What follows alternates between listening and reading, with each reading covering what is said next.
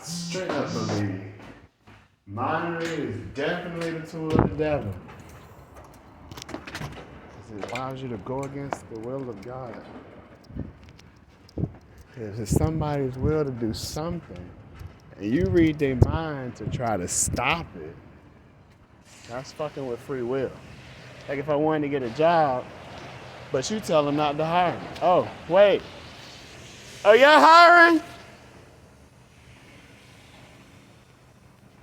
Excuse me? Construction workers who always talking. Y'all hiring? I'm talking to them, not you. That's what I thought.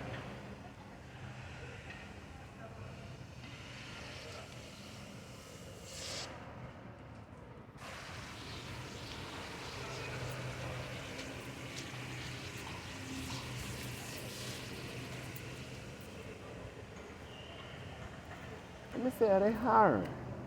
That's a good job. Let me talk to the foreman over here.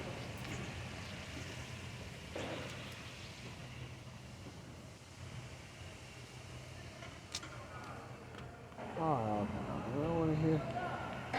So they talk about everything else but a damn job.